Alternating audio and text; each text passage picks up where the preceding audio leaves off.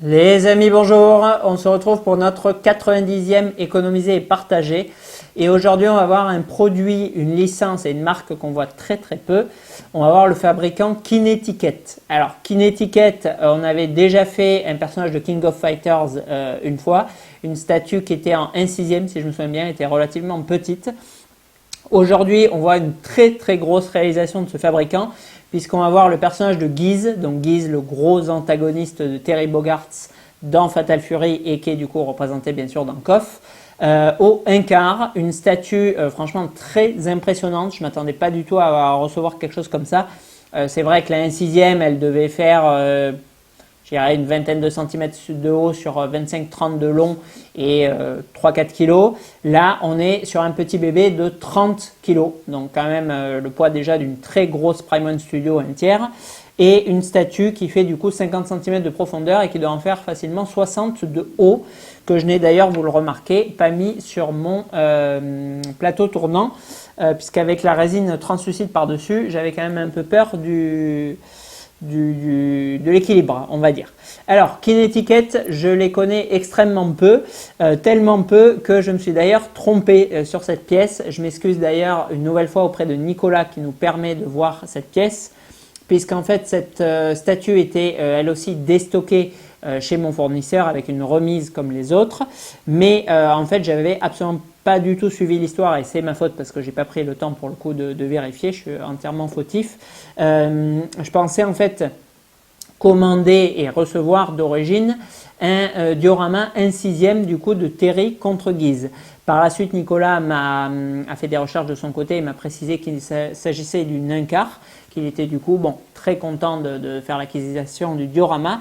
Et malheureusement, grosse déception quand je l'ai reçu à ma boutique et surtout quand je l'ai unboxé aujourd'hui, puisqu'en fait, il ne s'agit que de Guise, l'un des deux persos seulement du diorama.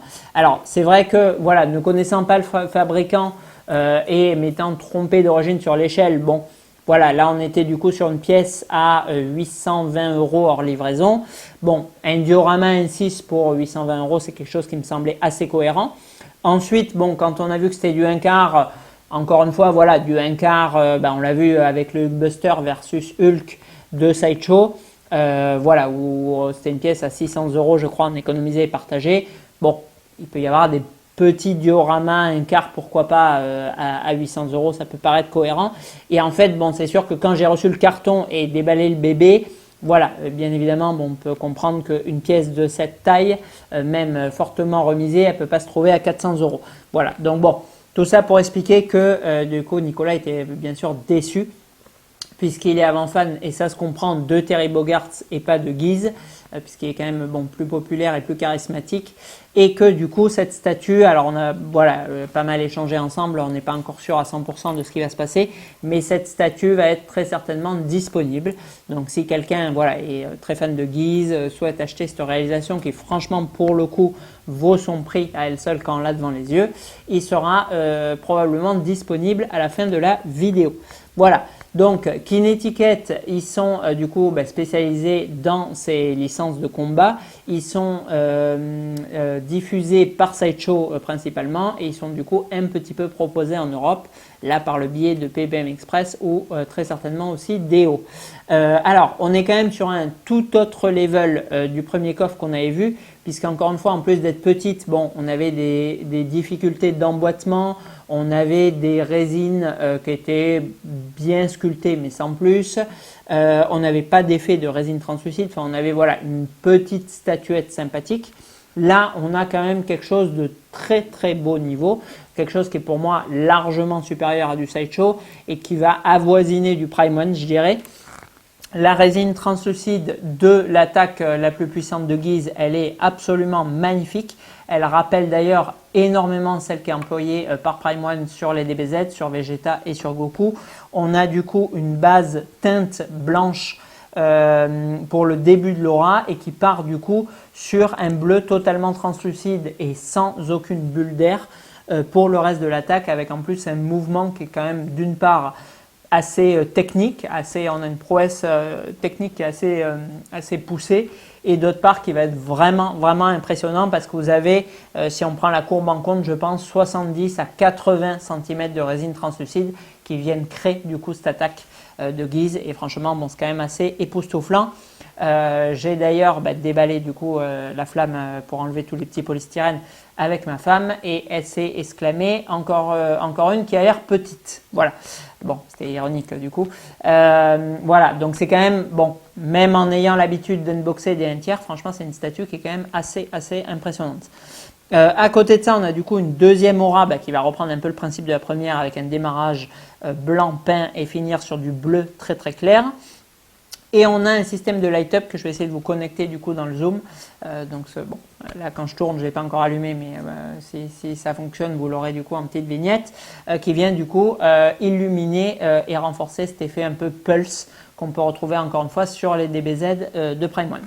Ensuite, on a un socle qui va reprendre le devant du dojo, je dirais, où s'affrontent du coup Guise et Terry. Bon, c'est relativement monochrome, mais ça a le mérite franchement d'être propre. Voilà, c'est un socle qui n'est pas transcendant, mais qui n'est pas mal exécuté non plus. Et ensuite, on a du coup Guise qui est lui très bien réalisé, avec du coup un pantalon et une tunique entièrement texturée, texture qui est vraiment très prononcée comme on peut retrouver du coup sur les Tsume. Moi j'aime beaucoup texturing, vous le savez. Des effets du coup d'ombrage et de lumière qui sont là aussi poussés. Un très beau drapé qui part vers l'arrière, torsadé pour le torse justement, et un petit dégradé pour la ceinture qui part sur le côté, c'est assez sympa aussi. Des mains, alors hop, on ne les voit pas bien, des mains qui sont elles aussi très bien faites, avec un paint extrêmement propre, un effet semi-translucide, un veinage, enfin franchement c'est vraiment du très beau level, à peu près du même que ce que nous propose là aussi à Prime One, des aimants qui tiennent bien le coup, on le voit aussi. Et ensuite un visage de Guise qui est très bien retranscrit, très fidèle vraiment. Alors au jeu si c'est tiré du jeu, mais pour moi à l'anime que j'avais vu à l'époque étant gamin de Fatal Fury. Voilà, donc on a une statue qui est franchement assez impressionnante, qui est haute, qui est profonde, qui est large, qui offre énormément de résine translucide, qui a un niveau de détail, même si elle est relativement simpliste, mais tout est bien fait là où il faut. Il y a rien qui est mal exécuté. Et pour un poids sur une 1/4, je crois que j'ai quand même jamais vu ça de mémoire, de 30 kg de résine pleine sur une statue 1/4, c'est quand même relativement jamais vu. Cette statue, elle était proposée du coup en pré-remisé à 820 €, auquel il faut ajouter, parce qu'elle est lourde, 40 € de livraison supplémentaire. Voilà. Donc bon, franchement, je trouve qu'on est on est sur quelque chose d'assez cohérent. Une pièce qui vaut vraiment largement son prix, je trouve, et voilà, et qui aurait certainement trouvé davantage, je pense, de public si ce n'était pas une licence autant de niche et une marque très peu connue comme les Kinetiquette.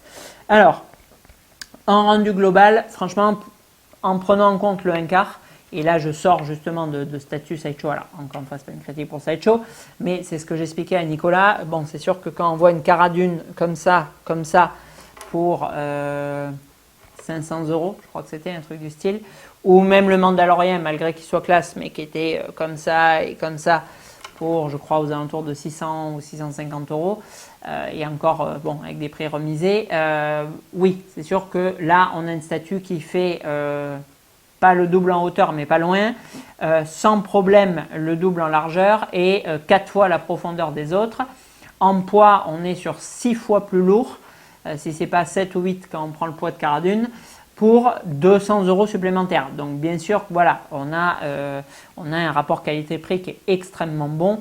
On a un rapport qualité-prix pour le prix et pour l'échelle auquel je vais mettre 17 sur 20. En rendu global, pour moi, on est là aussi sur une statue 1/4 qui est très impressionnante. Voilà, honnêtement, en commandant du 1/4 avec les a priori du 1/4, l'échelle qu'on se fait du produit, pour moi, on peut être que relativement impressionné et subjugué devant cette pièce. 16 sur 20 en rendu global. Et en rapport qualité-prix, là encore, je vous l'ai dit, le poids, la résine translucide, la finesse du visage et du paint des mains, le texturing des vêtements, 17 sur 20 en rapport qualité-prix, parce que pour 800 €, c'est-à-dire pas la moitié d'une un quart maintenant chez Prime One, mais pas loin. On a quand même quelque chose de très très impressionnant. Voilà.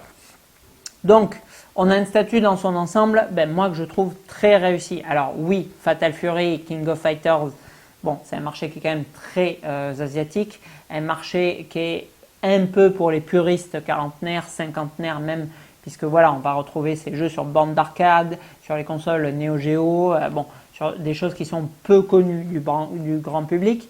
Les 3 animes Fatal Fury, ils sont d'excellente qualité. Le 2 est absolument fabuleux. Enfin, le 1 et le 3 sont géniaux aussi. C'est vraiment 3 très très très bons animes. Maintenant, bon, encore une fois, ils ont été peu connus. À ma connaissance, ils n'existent même pas en DVD. Je crois que je les ai vus en VHS. Donc oui, tout ça, bon, font que effectivement, c'est pas une statue qui va être forcément facile à revendre et qui va être bankable en termes de licence. Maintenant, si on exclut cette partie et qu'on regarde cette pièce du coup objectivement, encore une fois, on a une statue qui est très très réussie et à laquelle je vais attribuer la note globale de 16 sur 20. Parce que pour moi, elle a très peu à rougir face à une Prime One Studio. Hormis quand elles sont remisées, on n'a aucune Prime One dans cette gamme de tarifs.